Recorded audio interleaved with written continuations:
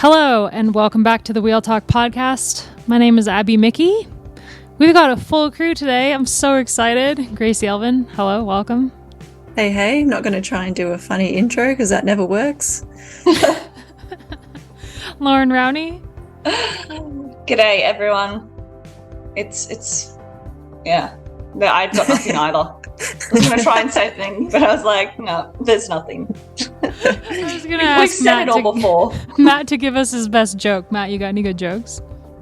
I was going to say, it feels like there's a bit of pressure on me now to say something funny, but no, hi, it's good to be here. It's a good thing we're not comedians. Well, we're here to talk about the Simac Ladies Tour and Annemiek van Vleuten. We're going to dive into her career and kind of what she's leaving behind with her last race, and everything having to do with Annemiek. Before we dive into all of that, this episode of the Wheel Talk podcast is brought to you by the members of the Escape Collective. Support Escape Collective in a way that suits you best by becoming a member for unlimited access to our web content, connect with editors and the Escape community on Discord, and stay in the loop with our weekly member newsletter. But if Discord isn't your thing and you're not super into newsletters, consider signing up as a reader, and you can still get unlimited access to the great at escapecollective.com/join. Thank you so much to everyone who's already signed up. It's why we're here. And shout out to the Wheel Talk crew on Discord chatting about books this week. I absolutely love it. This is my long game in ending the podcasts with what we're obsessed with, has been to skew the conversation in the Wheel Talk channel on Discord to not bikes, and I have succeeded, and I am overjoyed. Because there's nothing better than making a bunch of friends because of bikes and then realizing you have other things in common. You always have that base of bikes, but then you can talk about other things. It's great. I love it. All right, Simac Ladies Tour, the penultimate stage race for the women in the World Tour calendar in Europe. I keep thinking, all right, we're almost done, but we still have the China races to come. Obviously, they've been canceled since COVID in 2020, and so we've been missing those races for 3 years now, but we get them back this year. So sorry to everyone who has to go to those races. Yeah. I hate to say that because they're actually good races. They're so well organized. The hotel's nice, nice courses. They're safe enough. But it's just such a pain in the ass to go all that way, especially at the end of the season. And you have to get a visa, and it's just, oh. If it was in February, awesome. Yeah. You know? There you go, Australia, in the season, Asia, Europe. Yeah, exactly. It makes total sense. But the UCI did not read my problem with the Women's World Tour article, and thus we're still here. We'll see what happens in the future. The one good thing about going to Guangxi is that you can go to the UCI Gala dinner. I don't know if they're having it this year, but it meant that we got to have a night to dress up and hang out with other cyclists. So that was kind of fun. Everyone likes an excuse to dress up. I do remember the pictures from that. Yeah. There was a year, I feel like, that there was a gallery released from the UCI, and they were it was really funny because it was some cyclists dress up and they just look amazing, and then some put on a dress and you're just I don't think you want to be wearing that. You do not look comfortable. It's like Taylor Wiles, if she ever puts on a dress, you're I don't think that doesn't. No, she'd rather wear pantsuits. Yeah. And that's okay. It's fine. I love a pantsuit. Me too. She was like, "What should I wear to your wedding?" And I was like, "A jumpsuit. Wear a jumpsuit. I love a jumpsuit." All right, Simac Ladies Tour. Let's talk about it. Exciting 6 stages of racing, if I do say. We had the usual SC Works 3-stage wins out of 6, but I feel like there was a lot that happened in the week that showed some cracks in the SC Works situation. Mainly the 2 sprint stages that Weebus lost, but we will talk about it. Should we start with the prologue? The prologue?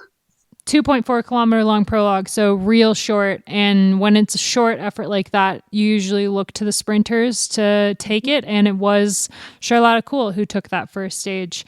I feel like if anyone who was watching it and saw Lucinda Brand going around those corners, like she was really going for it, but she had a little bit of a mishap with a slipped wheel. So she almost went down, saved it with her impeccable skills. But yep, in the end, it was Charlotte Kool that took that first stage and the first jersey. And I think that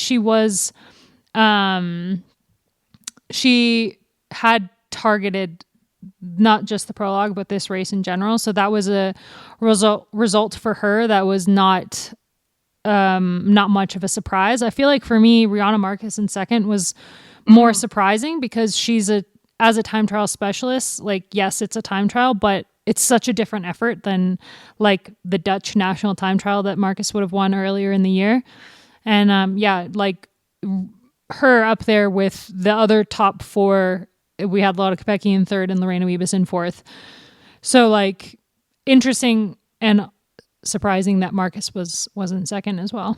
Yeah, from memory, I don't know if I can remember her ever really featuring in such a short prologue, right? Because you think of her as more, the longer mountain stages when we think back to the Spanish races or the long time trials. So that was impressive. And I also thought, I'm sure we're going to talk about her a bit more as well. Zoe Backstead had a great prologue and a phenomenal week. So that was someone I was keeping an eye on right from the get-go when I saw she was up there in the mix and wearing the Canyon SRAM jersey for the first time. You know, Matt gave me such a hard time about thinking that the prologue was going to make a difference in the race. And I stick to that it did make a little bit of a difference because the race really came down to seconds. And there were people who lost like 10, 12, 15 seconds, like that were already out of the general classification before the real racing even started. I maintain that the prologue mattered. I was actually surprised that a few of the other trackies didn't feature a bit higher because whenever there's such a short prologue, I mean, it's almost the distance of the pursuit. I always think, oh, yeah, definitely this is the one for the trackies. And, like, obviously there were a few of them up there, but from the Aussies, I thought maybe they would be a little bit higher, even someone like Ali Wollaston. She was 10 seconds down. Georgia Baker. Yeah, Micah Vanderdoen obviously did all right. She was 7 seconds down, but she's another really phenomenal track rider that I kind of expected to be a little bit closer than that. I mean, 7th is still great, but 7 seconds when you kind of look at the distance, 7 seconds over 2.4 kilometers is a massive margin. Yeah. Like Charlotte Kool winning by 4 seconds was super impressive. I think I probably mentioned this in different words in the last few weeks, but it's just a weird time of the season as well. So I think some people have a ripper day and some people think that they're going to, and then they just don't. So I think it's quite hard to manage your form at this point of the year. And it does depend on what you've done already this year. And maybe Rihanna Marcus is a good example of not opening up her account that much in the first half of the season. And then, having that awesome peak at nationals, and maybe that's doing her some good now. And some other riders are just really just trying to use that last fumes in the tank. Yeah, I'm sure we'll get to Marcus more in a sec, but it was the start of a good week for her until it wasn't, right?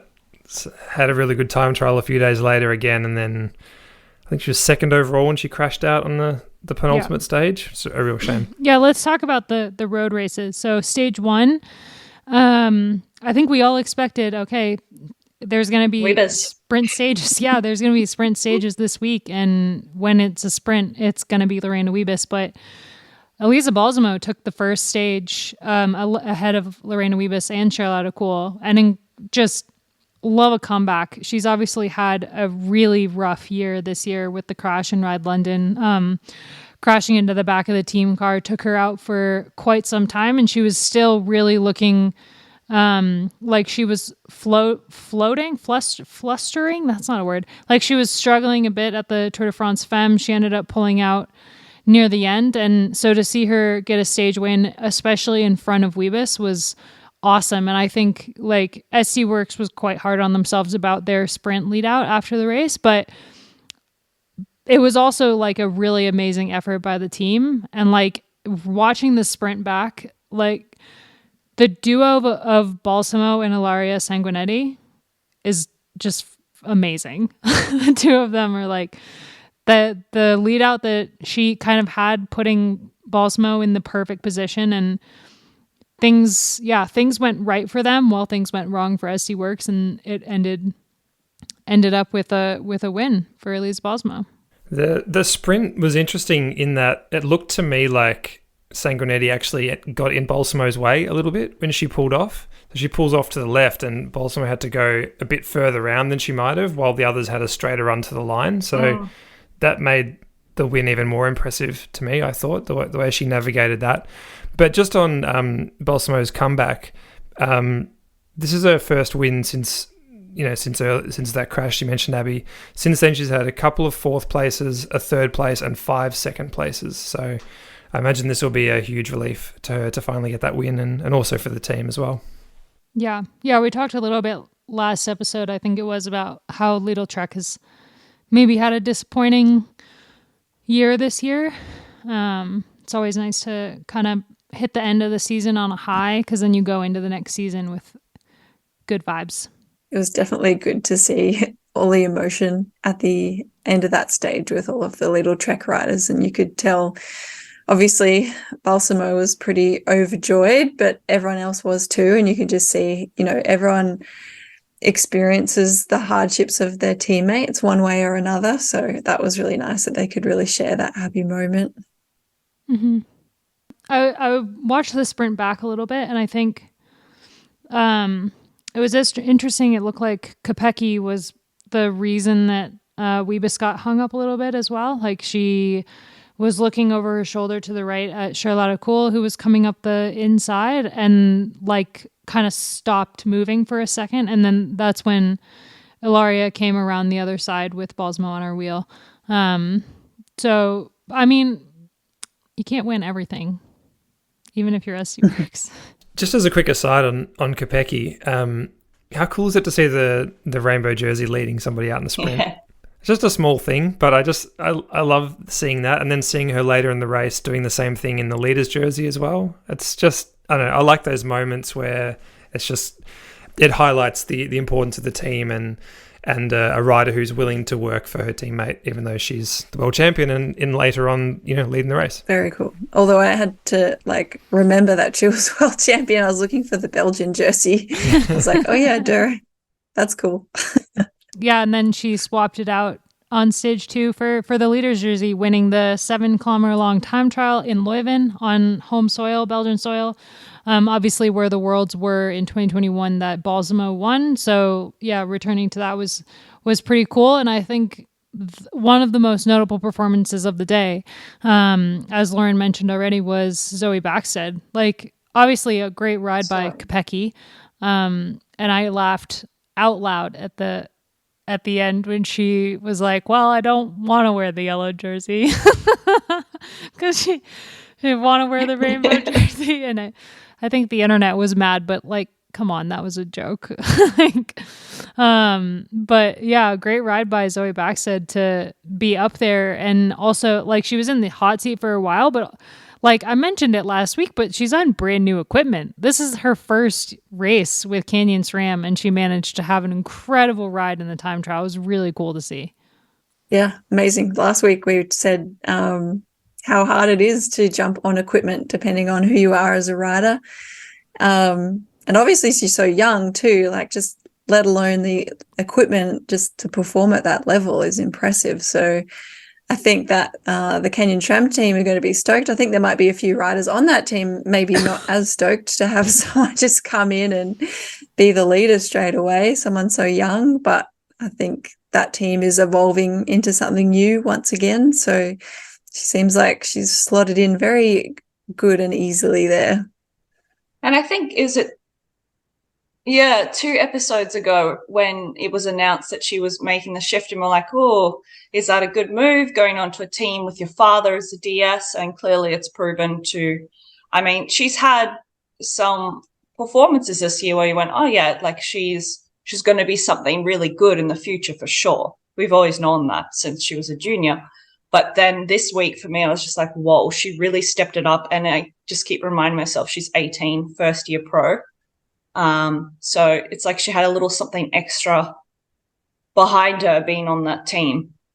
And I think for me, the impressive thing, apart from that third in the time trial, is the fact that she was so consistent across the week as well. So she was top 10 on 4 of the 6 stages, ended the race 5th overall, won the Best Young Rider jersey ahead of Shirin Van Anrooy, which is a very good effort. So, yeah, very, very bright future. And I think for me, seeing her in Wollongong last year, the way she won the road race there, just attacking from the start and basically riding the whole thing solo, was like, okay, she's got some talent, and to see her now doing it in the pro ranks is pretty incredible. It is interesting with this team because she was the top finisher on the team for her first race on the team in September, very late into the year. And like Kasia, obviously on the attack in the final 2 stages as she does, but it's got to be a weird dynamic for some of the riders, definitely, to like have her come in and beat, because we talked about it last episode, I think, talking about Femke Gertze coming into SC Works, and will Demi be excited about that, or will she be threatened? And I think that it depends on the team environment, but I do think that Canyon SRAM is a team that you would feel a little bit more threatened having a strong rider come in, because they do really like to go for the same riders time and time again, whether it works or not. So it's going to be interesting to see how that plays out next year. I do think like there will be some riders that won't care that her dad is the DS, and there will be some riders that are potentially a bit irked by that dynamic.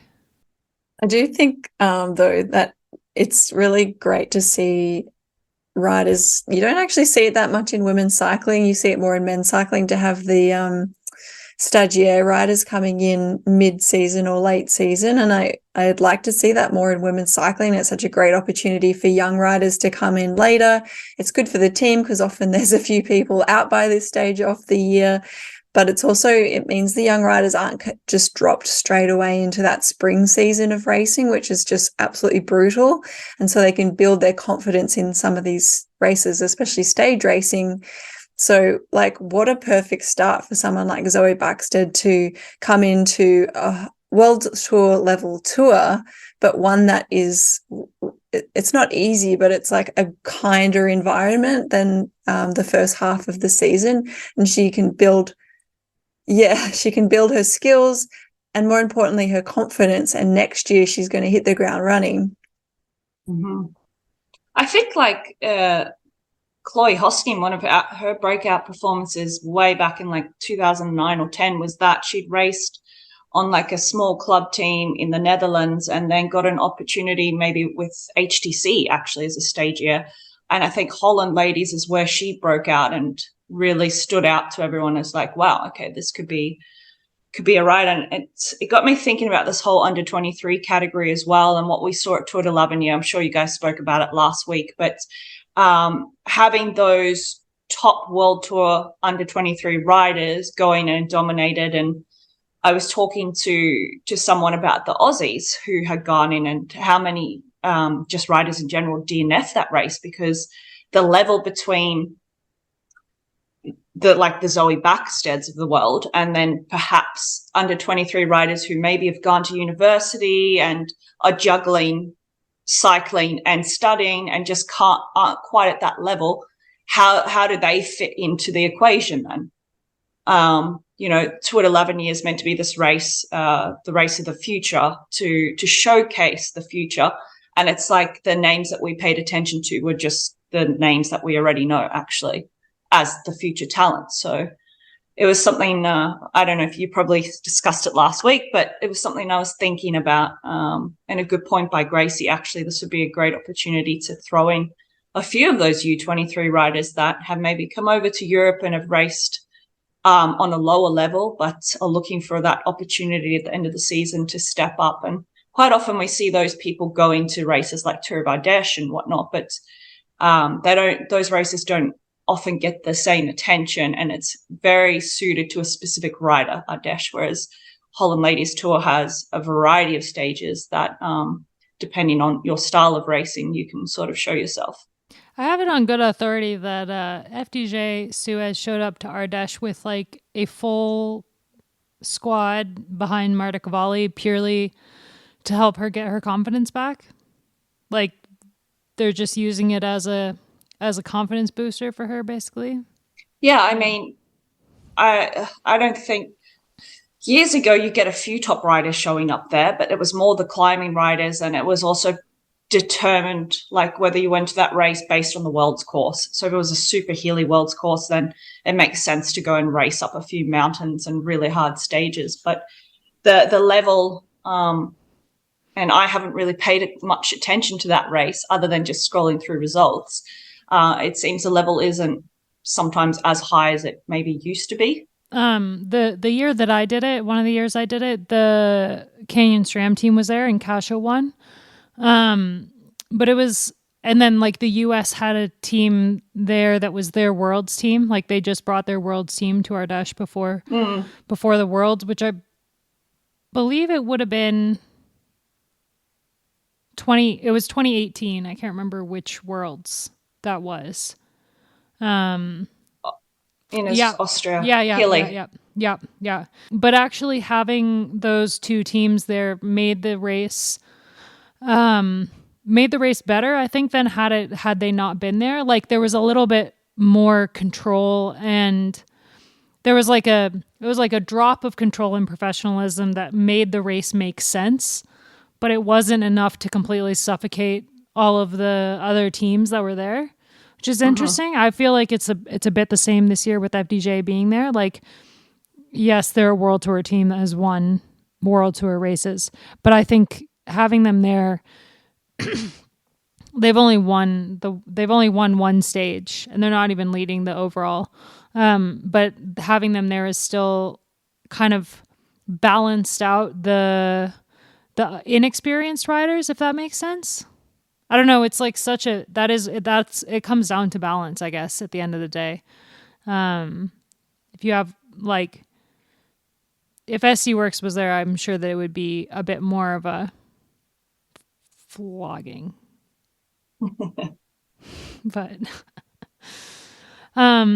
anyway, yeah, I'm sure we could keep this going, but I'm going to divert us back to the Simac Ladies Tour and back to the time trial, because I wanted to talk a little bit about Anna Henderson. Obviously, she had a great performance at Worlds, getting fourth in the time trial at Worlds, and then had some bad luck in the road race, but she was fourth in the time trial here and ended up on the podium of the overall, mostly because her teammate crashed out.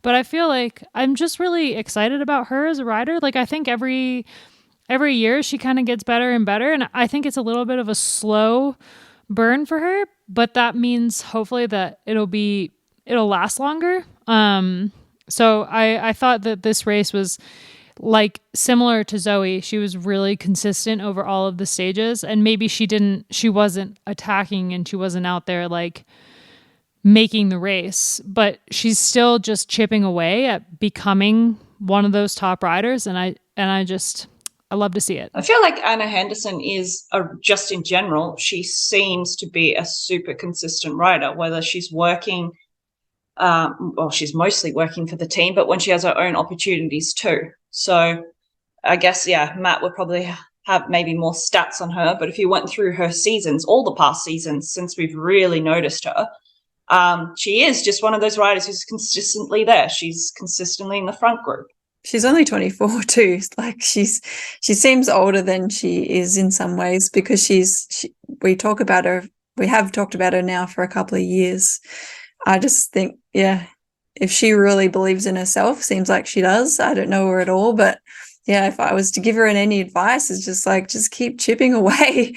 It's just one of those sports that, yes, sometimes you have to just be a freak, but like, there's actually not that many freaks in the sport, and everyone else is just working really hard, and it's just year in, year out.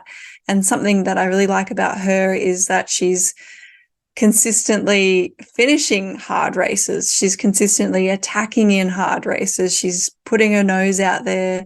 And that's just going to make you so strong if you just keep doing that and just don't get disheartened by the fact that you're not winning or even on the podium. Like getting 4th, 5th, top 10s like that is actually great, because that breakthrough moment is actually closer than you think. So I think that I hope that she's going to have a really strong season next year, because she's certainly on her way to it.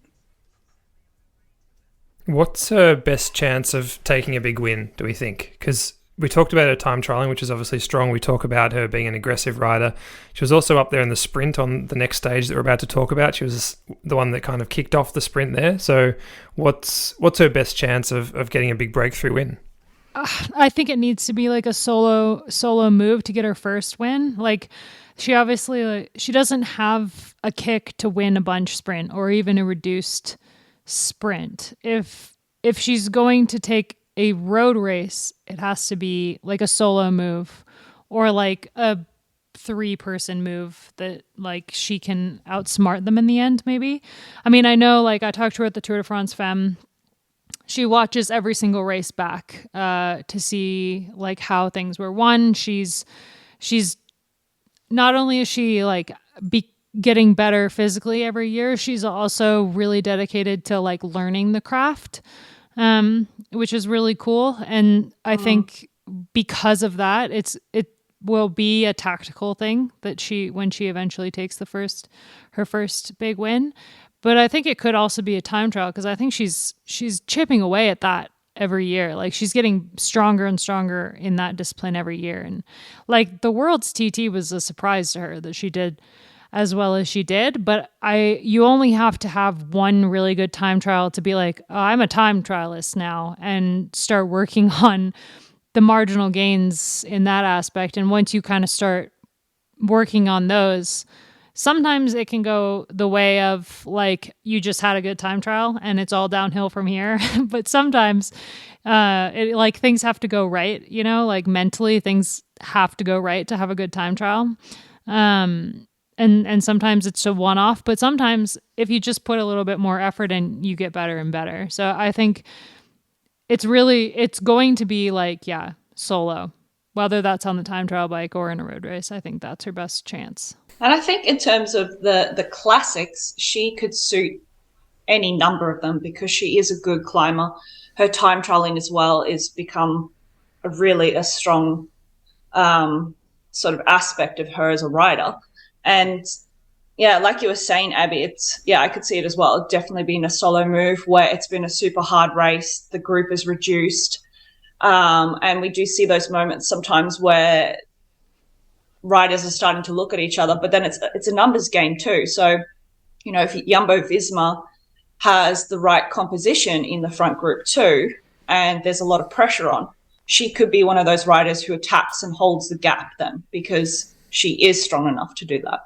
Mm-hmm. Yeah, and if she has Voss behind, or if Voss is back to Voss form next year and she's behind and no one wants to like pull because Voss or Wiebes is there, then it's over. It just has to, like, many things need to fall into place, but that's bike racing. So I think she can do it though. I could see a winning Binder, a race like that, I was going to say, yeah. It kind of reminds me a bit of Van Anrooy's win this year, right? Like a very good rider who'd been close and who just needed a bunch of things just to fall her way. And then when she did, she took the opportunity. It feels like a similar kind of thing with Henderson, I reckon. And also, like, the Binde is never as stacked as the Dutch or Belgian one days. And I think if she's, for that first win, it probably wouldn't be Flanders. Like, I think it would have to be a small, like, not that Binde is a smaller race, like, if we're being honest, like a smaller race where she wouldn't be up against Vollering, basically. And also Flanders, as Gracie can probably all tell us, everything, all ducks have to line up in a row for that race. Like, you've got to be on it. There's a lot of ducks. It's really just like so many things have to go right for it to unfold that you're even in with a chance at winning. So, yeah. Yeah, she should target like something, or even like Omloop van het Hageland. Yeah, like, or actually Newsblood. Sometimes we see winners that you think, okay, it's going to be like a Vollering or a Demi, and then it's someone Same unexpected. person. It's going to be Kopecky. Oh, a Kopecky or a Vollering. I got you. Another great, yeah. I'm excited about her. I feel like I've been kind of picking her for a while, and I'm ready for that to pay off. All right, stage 3 was a Charlotte Kool victory. This was another interesting one in the sprint. Very cool, yeah. Another interesting one in the sprint where Wiebes was behind Jaco Alula and got held up a bit by. It looked like Georgia Baker was leading out Letizia Paternoster, and Wiebes had to kind of do a side move, not pedaling, to get around the two of them, which held her up a bit. But I think like Kool was also looking really strong and really fast, and was well positioned and did a great job in this sprint. So a great win by Kool, and Balsamo third. So same podium, different mix. From the front on shot, the gap that Wiebes got through between the Jaco rise and Henderson looked like it wasn't there at all, and pretty incredible. And then Henderson actually did a really good job of staying upright, because she kind of got squeezed into the barriers and kind of had to shimmy a little bit to stay upright as she drifted backwards. But yeah, I think just when Wiebes went to the left and Kool went to the right, just having the slightly clearer run probably helped Kool out, I think. But yeah, really cool, really great finish. And I think just exciting for the race to have 3 sprint stages, not to spoil anything, but 3 sprint stages with 3 different winners. It could so easily have gone 3 to Wiebes, but as we said, exciting for Balsamo to get back on the winners list. Always good to see Charlotte Kool winning stages, and to just have it spread around like that, I think went a long way to making it feel like, even though SD Works were all over the race, they didn't dominate it as much as they possibly could have. And Kool said after the race that like they put their hands in the air and were like, we're not going to work. SC Works has the yellow jersey and the best sprinter, so it's up to you. And unlike the tour where they did that and it ended in disaster, it worked out this time for them. SC Works actually did the work, and Kool took the spoils. But SC Works got revenge the next day by going 1-2 on the Cowberg, on the Queen stage, if you will. For a second there, it looked like it might be a Cashinio-Doma victory, which would have been a cool moment after like one of the last races she won was Amstel Gold. So would have been kind of cool for like a Kasia resurgence on the Cowberg. But she loves to go early on that climb, doesn't she? She really just loves that climb. Yeah, she loves that climb. She just loves to time things questionably. But she ended up third on the stage behind Kopecky and Wiebes. I feel like but a rider worth mentioning in this scenario and also in the final stage is Flirty Mackay, who was on the attack, trying to get up the road. She's always been like a super aggressive rider, even when she was on Sunweb. I feel like she's done a great job kind of doing the work this year, and it felt like in this race, there's been a couple times when they've been like, all right, you do your thing, and then this race was definitely one of those times. And the last stage was the most confusing finish ever, but like this one, she was off the front for a bit. I thought that she maybe had it. It was like, well, with a shorter finish, because with Amstel, obviously you go long over the top, so much can happen between cresting and that final finishing straight. But with the sharp left-hand turn and then boom, the finish was there.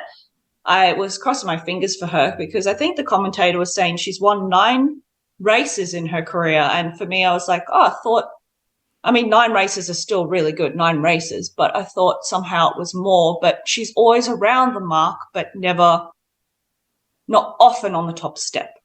But yeah. Yeah, seems like she's had a quiet few years.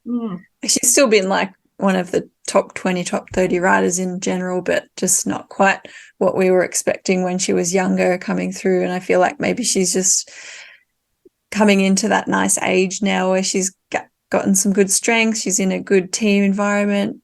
Maybe we're going to see more from her going forward. But yeah, certainly a great attack. But I will definitely eat my words now because Lorena Wiebes did get over that climb. Mm-hmm. And I said last week that she was not going to do that. I think I said that. I thought it at least. I was right. So kudos to her. That was a ripper climb, really. She was gassed, like, of course she gassed, but like she was hurting after that finish. So that was cool. I'm happy to be wrong when you get to see stuff like that happen. You know, we've talked a lot this year about how she's a better climber than people give her credit for, and she's improved her climbing, but that was the most impressive thing I've probably seen her do climbing-wise. And yeah, to just hang on there at the end was super impressive, and then go 1-2 as well, just for the rub-ins as well on Neodoma. Kind of looked like Kopecky was waiting for her just a tiny bit, but like also not. They weren't like riding for Wiebes, but it looked like Kopecky was looking around a bit just to keep an eye on Wiebes, but she just kind of knew that she had to take the stage herself instead. But yeah, I thought it was interesting what was going on with those two, with Neodoma. Like, not in a bad way, just like in a, like, they're giving Wiebes a shot to try and prove herself up here. So that's interesting. I was thinking, actually, like when Kopecky, you know, she put in that dig as they were cresting, and then she's like looking back, and I was wondering if she's thinking in her head, man, you're still here, you're still holding on. This is impressive. But like, I think, Wiebes has shown that she can climb. And going back to the Flanders discussion, I think that's definitely a race in the future we all probably assume she's going to be able to take that race out. I assume. Yeah, I wonder if Kopecky was looking back going, oh, this is actually a problem. If you're able to climb this well, I've just lost a bunch of my own opportunities next year. Weebers showing up to the Ardennes as well. Yeah. Stop following me. Speaking of the Ardennes, I feel like worth mentioning that Demi was at the race and didn't start on this stage due to illness. So they were able to take 1-2 even without Demi Vollering. And I said in the race report on Escape that we were potentially saved an SC Works 1-2-3 by Demi not being there, because it would have been a great finish for her also. So the other worth mentioning, I think we already mentioned it once, but just because I'm trying to be linear with still having our veers off into different conversations. This was the stage that Rihanna Marcus crashed along with Lucinda Brand. Lucinda Brand looked like she hit the ground so hard. Luckily, no broken bones, because she was cradling her arm like you would expect a broken collarbone, but it was just some ligaments that she tore or stretched or something. So she's hopefully going to be fine for the upcoming cyclocross season. But yeah, Rihanna Marcus out, and she was second overall before the start of the stage by 5 seconds. Or 2 seconds, sorry. So a huge bummer for Rihanna Marcus, but not so much Jumbo Visma. They salvaged it in the end. The final stage was great, aggressive, came down to a group of like 26 with a very long Kashinewa attack. She was caught in the final 2 kilometers, and then Flirty Mackay made an attack, and then no one knew what was going on at all. And then Lorena Wiebes was winning the sprint with Elisa Balsamo taking second and Kopecky taking third. Just a ridiculous. I felt so bad for Jose. Like, wait, did Flirty Mackay get caught or not? Because it was just the overhead. That was hilarious. And like, the camera angle. Oh, there was lots of bad camera angles. Yeah. I was like, what is it looking at? Yeah. It was confusing. I actually thought for a second, I was like, wait, did Florian Mackay? Because they had the finish line shot, like just literally, the finish line shot of the finish line, but there was no wheels going over it. And I was like so confused. But yeah, Weebus did get her sprint win in the end in the final stage. Yeah, they finally nailed that lead out in a reduced group. And I think in the interview afterwards, did she say she prefers it when it's a reduced bunch sprint because the pressure is off then? Yeah. Who wouldn't, though? Even Weebers. Then you only have to beat even Weebus, like even one of the best bike riders in the world. You only have to beat 25 riders instead of having to beat 100. Although only 62 riders finished this stage. There was a bunch of riders that DNF'd.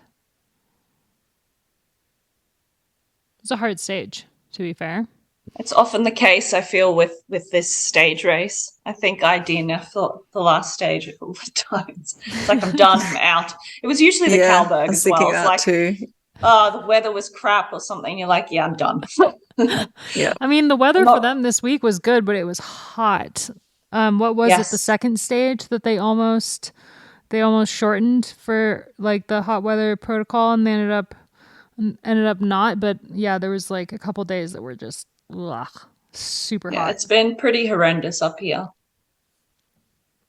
Yeah. So in the end, Lotte Kopecky wins another one in a completely unsurprising turn of events. But we got to talk about the rider who finished last on the final stage, 5.5 minutes down. Annemiek van Vleuten. Annemiek van Vleuten rode her final bike race. She crossed the line and was greeted by her mom and promptly surrounded by a mob of fans and journalists. And I'm so excited that we have the two of you, and especially you, Gracie, on the podcast today to kind of talk about Annemiek and her career, because obviously you were there for the beginning of the Annemiek dominance. Matt wrote a really awesome piece on the site compiling a bunch of images from her career from the beginning all the way through. So you should definitely check that out. And I also pulled together some quotes from current and past teammates and some social media bits. So a lot of people have things to say about Annemiek retiring, but I think, yeah, it was cool to see her rolling across the line with her arms in the air, not winning the race, but the last time that she can do that. And yeah, she's been a huge influence on the sport.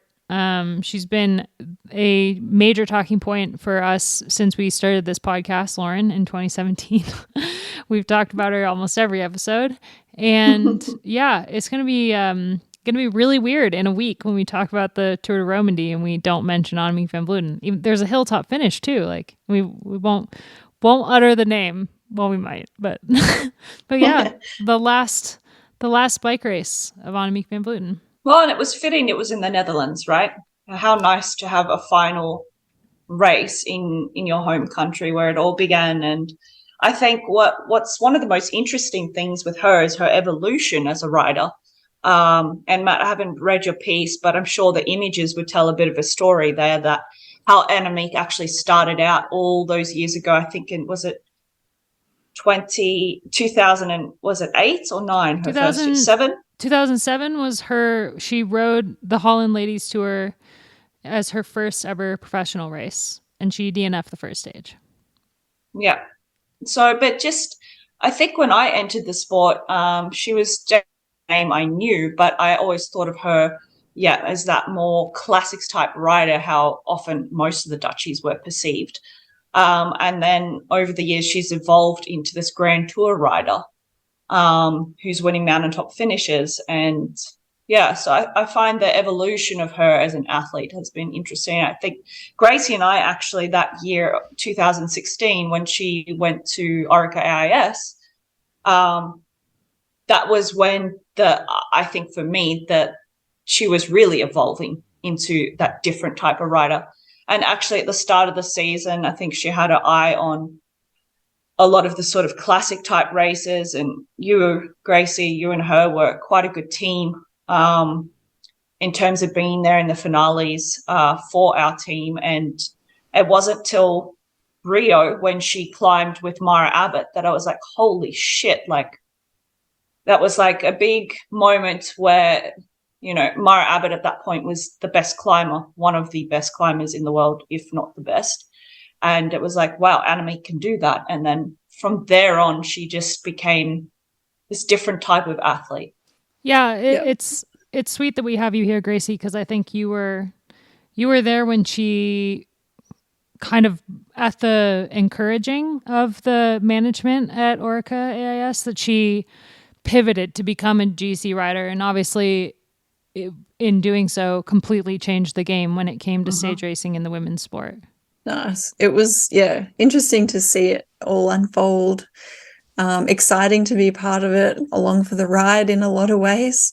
We, like Annemiek and I, just clicked straight away. I really enjoyed her company at that first training camp that you were there for, Loren, as well. We always had pretty good training camps. We had a lot of team bonding stuff, and she was much like foreigners coming into an Aussie team, a little bit timid at first because they don't quite get the Aussie, not even the humor or anything, but just what we were trying to do in that team.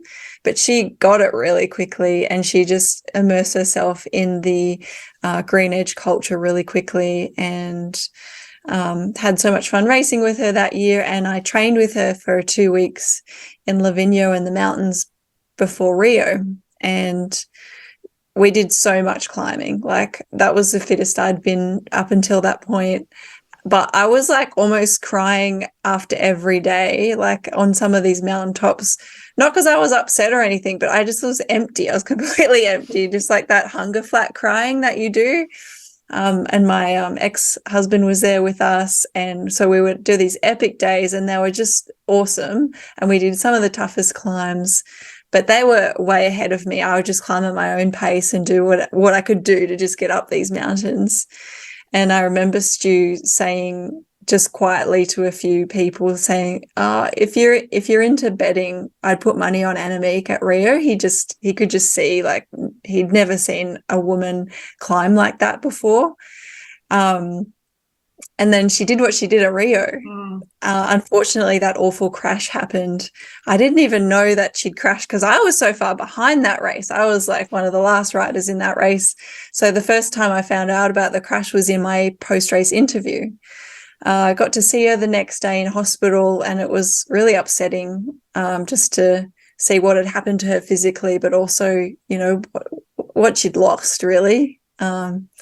Which is an Olympic gold medal.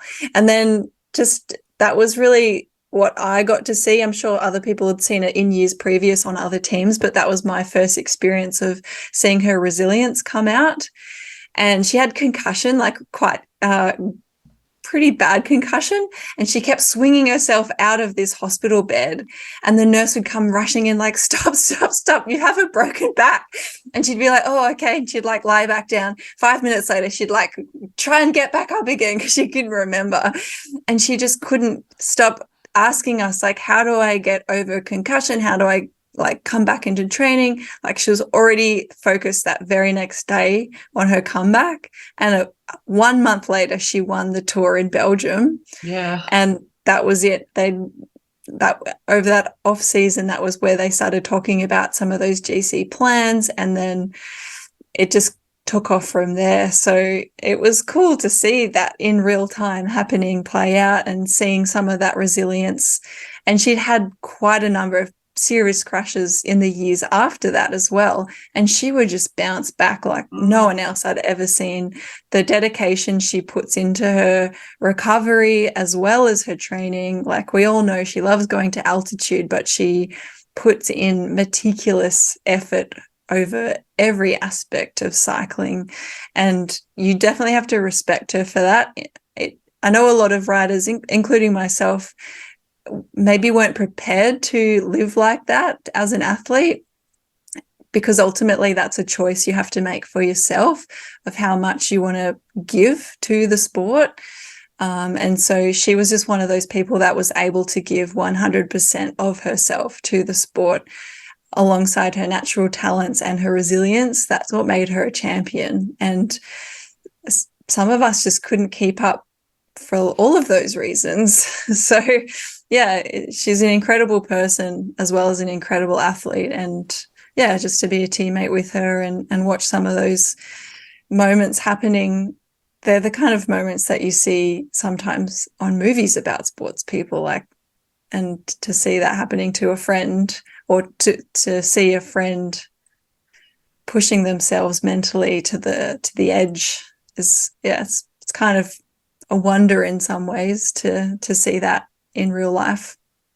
You think Gracie, after Rio, I always thought there was something that just switched in her head, something clicked. Like she always had the ability to do what she did, but I always perceived her as, like you said, like most professional athletes, you're professional, but at the same time, like I know my personality, if it was all consuming, that's when I just couldn't do it anymore. When you start to lose really who yourself is, in a sense. But I feel like, yeah, after Rio, it was something really just clicked, and that was it. It was done. She had this grand ambition, and she was going to go after it, and nothing was going to get in her way of achieving that. Yeah. But again, going back to what you just said, it's a personality thing too, because it is, being a professional athlete is so consuming. And I always found it to be such a selfish endeavor that I struggled with that myself. And I don't think I could ever get the best out of myself because there was just so much give and take. And you have that in life, but it was just too much at points.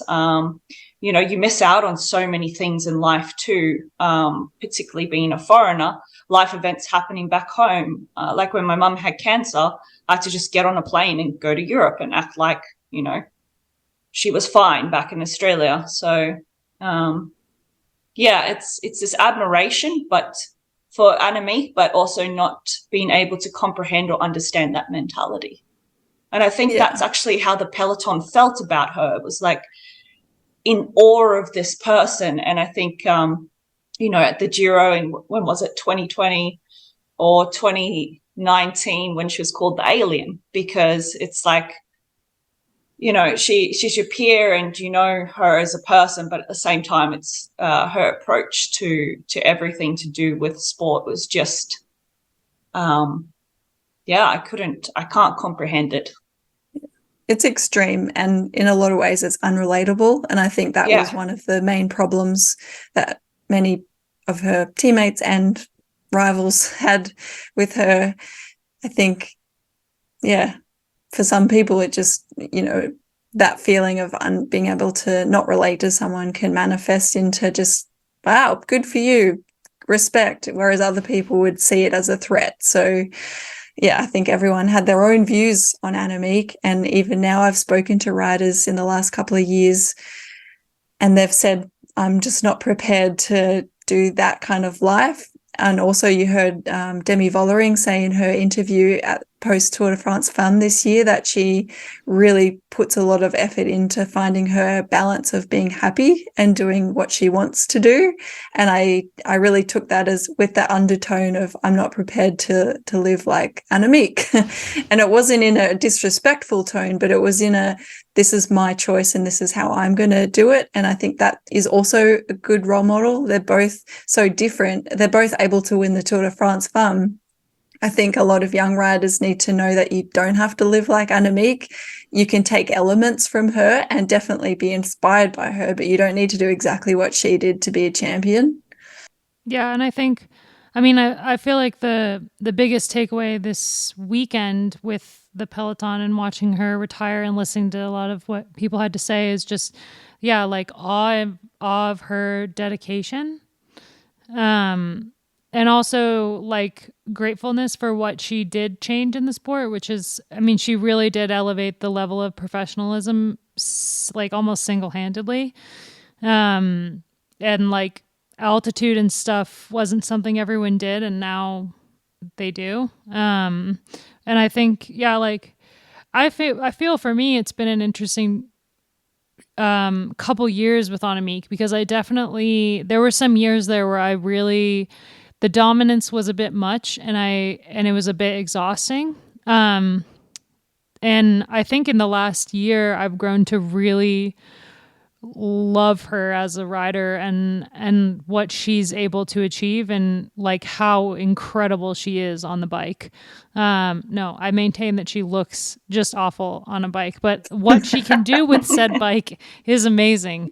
I think one of the moments for me that really changed my perception of Annemiek was after she won the Tour, and she was giving that interview with you, Gracie. Like, she was just so human in that moment. And I feel like that was a moment when I was like, okay, like, she's insane on a bike, but she is just a human. And I think if you didn't come out of this year just loving her, like, every single post-race interview she gave, it wasn't like years past where she's been like, oh, the race wasn't hard enough and that's why I didn't win. This year it seemed like every interview she gave, she was just really happy to be there and really happy to be part of the race, whether she won or lost.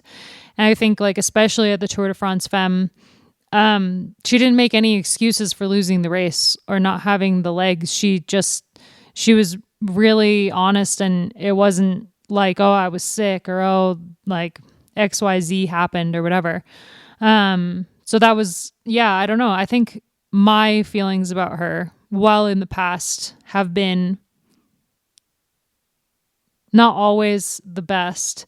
I definitely have grown to really, really, really like her this year. And I'm going to miss her a lot, I think, in the peloton. And just like, miss that, consistency of knowing that if you're going into a stage race, that Annemiek will be one of the contenders. Like, that we will not have that next year. I'm so curious to see what's going to happen next year without Annemiek when it comes to the Grand Tours and it comes to Demi Vollering and somebody beating Demi Vollering. It's like we've traded one completely insanely strong rider who was able to dominate every climb for another who's even more versatile in a way. So we need someone to come in and overthrow the Dutch. Anna, Annemiek, Demi, come on.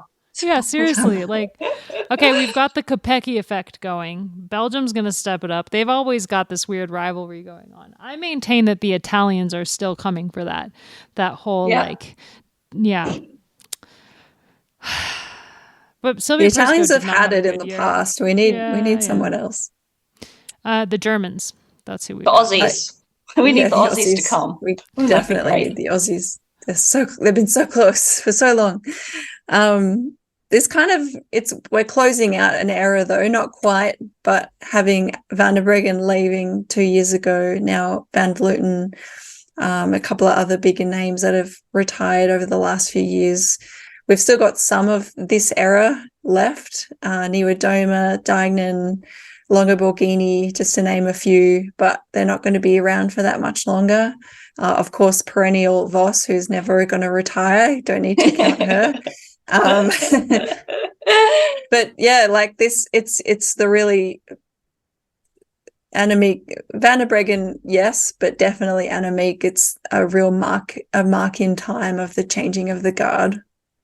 Yeah, I agree. I think you had like 12 years ago when your Judith Arndts and your Ina Joko Tudenbergs were retiring, that generation, and then the new generation was coming through, and now it's a changing of the guard, or handing over the baton, as you would say. All those things, yeah. All those things. So it's exciting, but it's actually my boss was saying to me, oh, do you still know some of the people racing? And I was like, yeah, there are still names that when I was racing are racing, like in their 30s, but now, like, I'm turning 35 in a month, and like Gracie said, in a few years, actually everyone that we raced against will no longer be there, or just the really young ones who are starting will now be the ones actually leading the way. So it's exciting. Means we're gonna have to do a lot more homework. Yeah, that's what I was thinking. Because yeah, we actually have to like work at our job. Yeah. Instead of just going, Instead I of know just exactly what chatting. they're going to do. Yeah. I wonder if Annemiek would ever want to like jump on our podcast and chat about, I don't know, if she'd ever want to watch Flanders with us. That'd be cool. She'd be great for the tour, actually, She would. if she's not gallivanting around the world, We don't know which what I'm she's sure gonna she's do. going to do. Yeah. I mean, She's an gonna do avid traveler. something. I'm sure she's going to go do some cool things.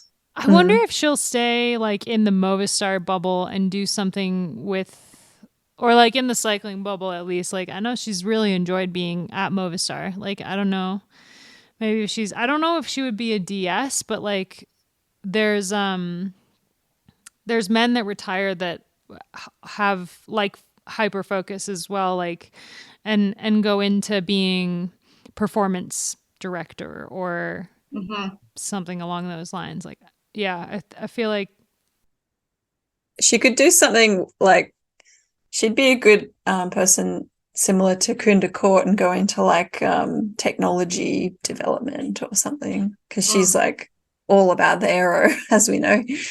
She knows a lot of stuff about her equipment. So I don't know.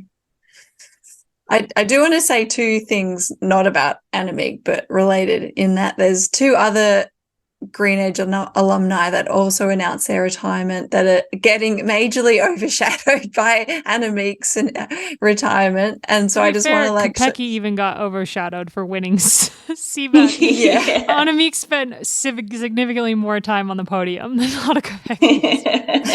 Yeah. Sorry, that's Gracie, okay.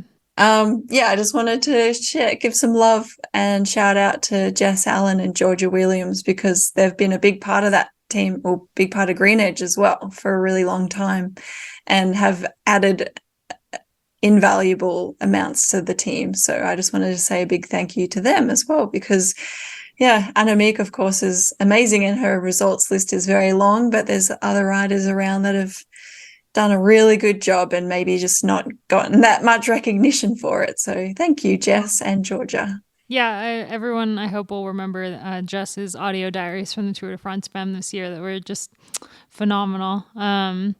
She's such a character and like just so easygoing and happy and fun to have around. Like I feel like she just always brings the jokes. So she's just a bundle of joy. She's really a wonderful human being. So I'm sure whatever Jess does, I don't know what she's going to do post, maybe Gracie has an idea, post cycling, but she'll be great.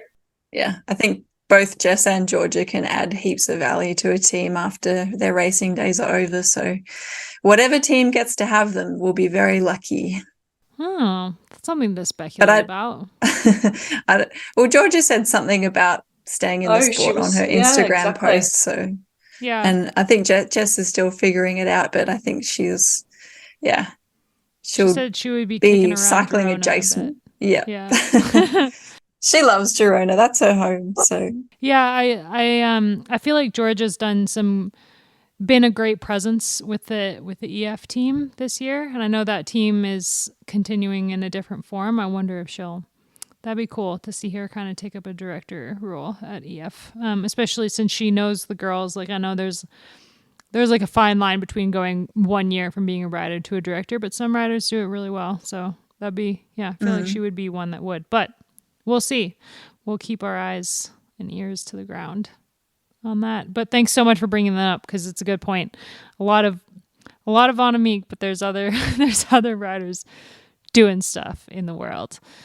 Should we wrap up this episode? We got Tour de Romandy coming up this weekend, 3 stages, Friday, Saturday, Sunday, and there will be a preview on escapecollective.com, so check that out for my thoughts, our picks, and whatnot.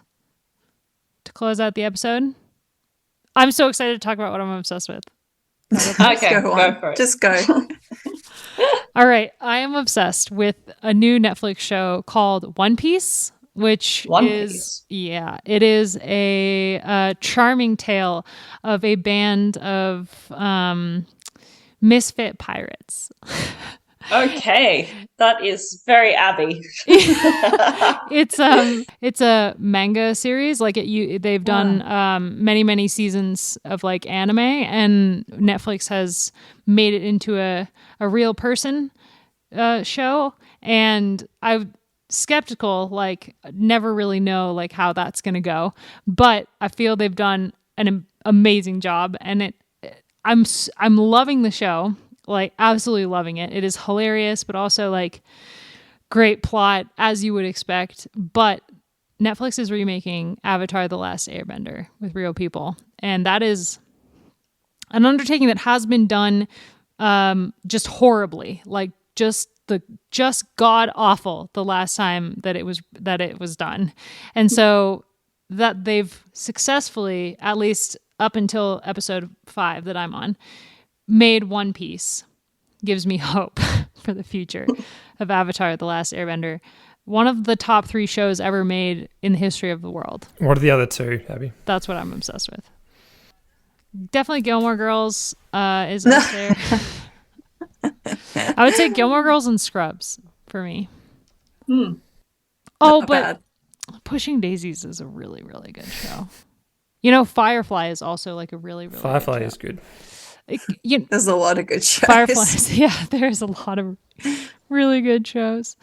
I probably made this confession already, but I just watched Charmed. Yeah, that's right. Did you watch all seasons? No, I'm up to I'm like halfway through season 6. There's 8 seasons. It's just the worst. And that it's just so good because it's so bad. Is it on Netflix? Stan. I don't know if it might be in Belgium Netflix, but yeah, it's not quality TV. It's not in the top 5 shows, that's for sure, but it's very easy to watch. Buffy the Vampire Slayer definitely, though, is in the top 5. Oh, that's a good one. I feel like the guy that made that show, I will not name him. He's made some great stuff, and it's just a bummer that he sucks as a human. Why does that always happen? Anyway. Anyone else? Obsessions? I'm obsessed with DIY. Every time I have a project to do, I get like tradies to come and do quotes, and then I'm like, fuck that, and I just do it myself. You did such a great job with the garage pictures I've seen. It's good. I'm currently painting timber to make a pergola. You're making a pergola? Well, Kimberly's dad is going to help us, and then I'm going to get my dad to help me with some landscaping. Oh, nice. And we'll see where we go from there. I love it. Can you come over next summer again and hang out after the tour, potentially, and do some landscaping in our new place? Because I've looked at the garden and I've like got all these ideas. I'm like, you're never going to do that.